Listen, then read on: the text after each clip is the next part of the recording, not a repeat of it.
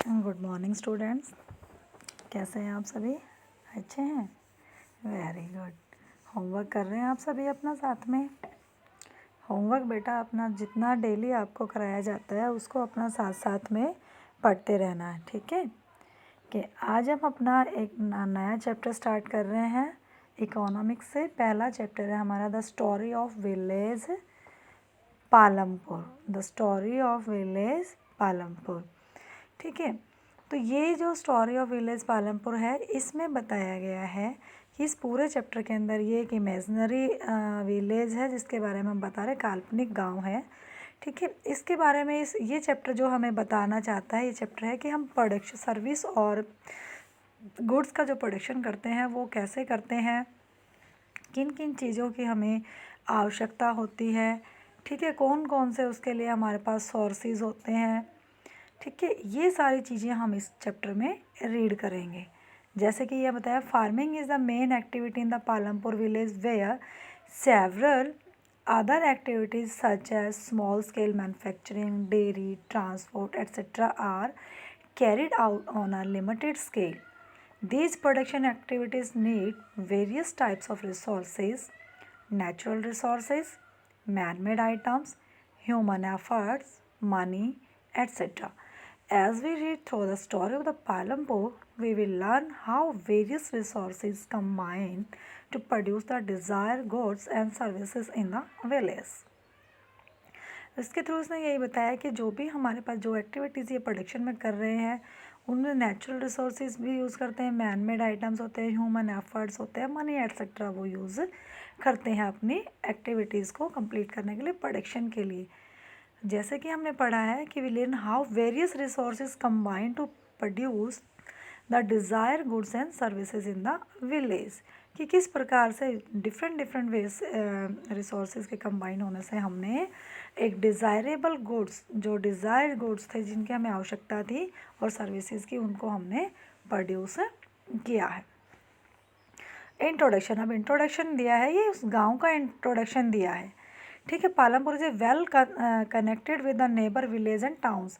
जो पालमपुर गांव था ये अच्छी तरह से कनेक्ट था गाँव से भी और कस्बों से भी कनेक्टेड था। ये मीन्स की लोकेशन थी वो बहुत अच्छी थी। रायगंज जो वहाँ से 3 किलोमीटर दूर है, ठीक है, पालमपुर से एक कस्बा है यहाँ पर, ये दूसरा बड़ा है। जो सारे रोड है पक्के हैं, इन पे तांगा, बस, स्कूटर्स वगैरह यहाँ पर चलते हैं, ठीक है। आगे इसने कहा है नेक्स्ट पैराग्राफ में, this village has about 400 families belonging to several different cast.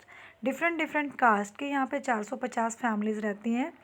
80% families own the majority of the land in the village. 80% लोगों के पास अपनी लैंड भी है, ठीक है।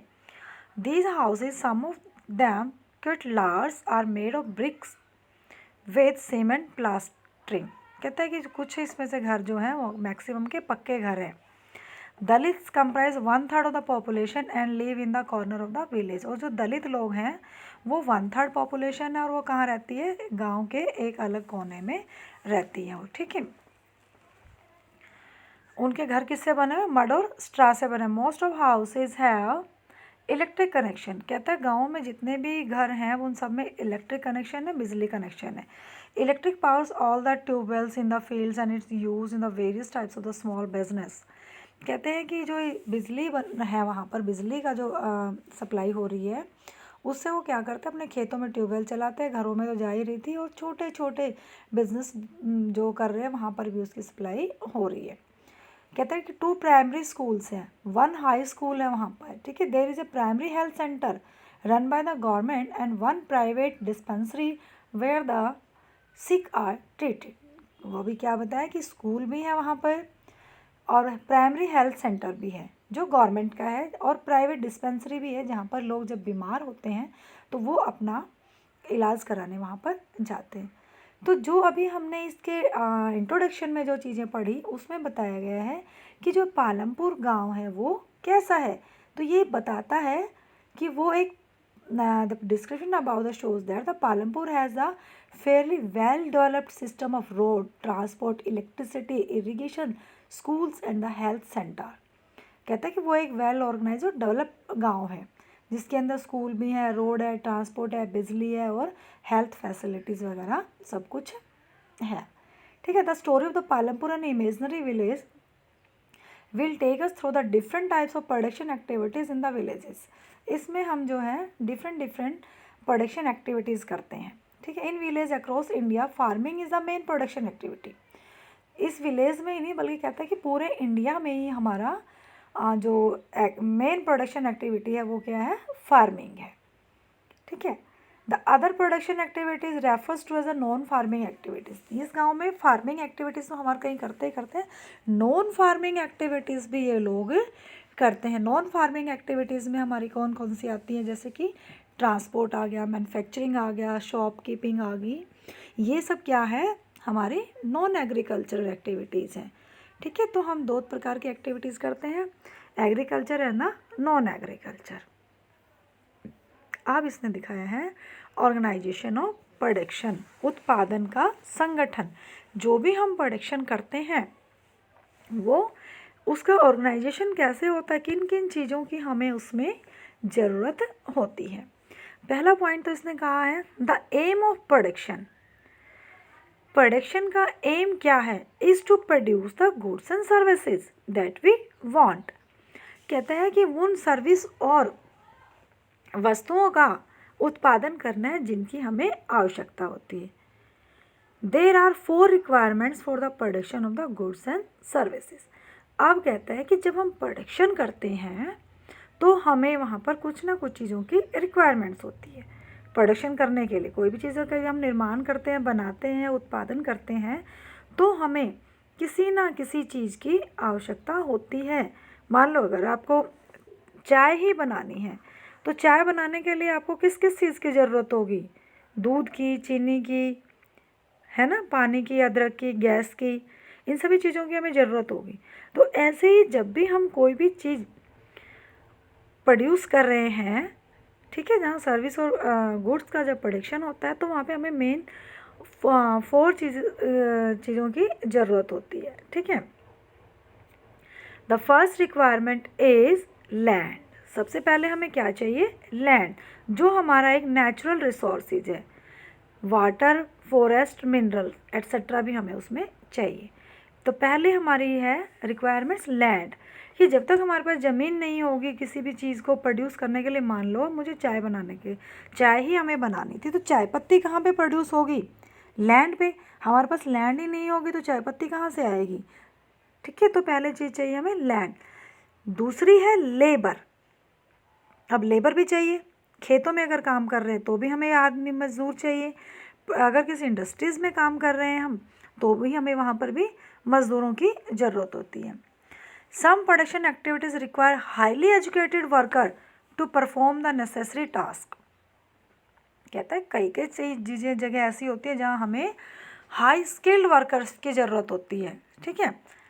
अब मान लो हम कंपनियों में काम कर रहे हैं जहाँ पर मोटर बनती हैं या कार बनती हैं तो वहाँ पे हमें स्किल्ड लेबर चाहिए जिसको पूरी नॉलेज होनी चाहिए। स्किल्ड मीन्स उसको नॉलेज होनी चाहिए अपने फील्ड की, एक्सपर्ट होना चाहिए वहाँ पे। Other activities requires worker who can do manual work, और कई चाहिए हमें जो मैनुअली काम कर सके। ठीक है। Each worker is providing the labour necessary for production. कहता है कि हर काम में लेबर बहुत ही ज़रूरी होती है। And the third factor is physical capital, भौतिक पूंजी। क्या है, भौतिक पूंजी। इसके बिना तो हम कुछ कर ही नहीं सकते हैं। भौतिक पूंजी में हमारे पास 2 टाइप्स में इसको हमने डिवाइड किया है। नंबर 1 है टूल्स, मशीन, बिल्डिंग, इसको हमने कहा है फिक्स्ड कैपिटल। ठीक है। क्या कहा है इसे, फिक्स्ड कैपिटल। क्लियर हो गया कि जो चीज़ें हम एक बार वहाँ पर लाकर फिक्स कर देते हैं, जैसे हम खेतों में ट्यूबवेल बना दिया एक ही बार में तो वो हमारा क्या हो गया, फिक्स हो गया है। कंपनियों में हमने मशीनें लगा दी हैं, कंप्यूटर ले आए हैं, जनरेटर ले आए, टरबाइन ले आए, वो सब क्या है, फिक्स हो गया है हमारा। ठीक है। सेकंड है हमारी वर्किंग कैपिटल। सेकंड क्या है, working capital. Clear. Working capital वो होती है जो कंटिन्यूस चलती रहती है, वर्किंग में होती है, वर्किंग कंडीशन में होती है। जैसे raw material and the money in hand, अगर हमारे पास रॉ मटेरियल हमें कंटिन्यू चाहिए होता है कोई भी प्रोडक्शन करने के लिए, रॉ मटेरियल नहीं है तो हम नहीं कर पाएंगे, पैसा नहीं है रॉ मटेरियल ख़रीदने के लिए तो हम उसकी प्रोडक्शन नहीं कर पाएंगे। तो ठीक है, तो जो हमारी फिजिकल कैपिटल थी उसको हमने 2 पार्ट्स में डिवाइड किया, fixed capital and the working capital. And the fourth one is हमारे पास जो आता है ह्यूमन कैपिटल। फोर्थ कौन सी आती है हमारे पास? Human capital. इसके बिना तो हर चीज़ हमारी यूज़लेस है। कोई भी प्रोडक्शन ले रहे हैं हम तो उसका कंज्यूम करने वाला भी होना चाहिए, ठीक है। और ह्यूमन कैपिटल के बिना दूसरी चीज़ों को डेवलप करना भी आसान नहीं है।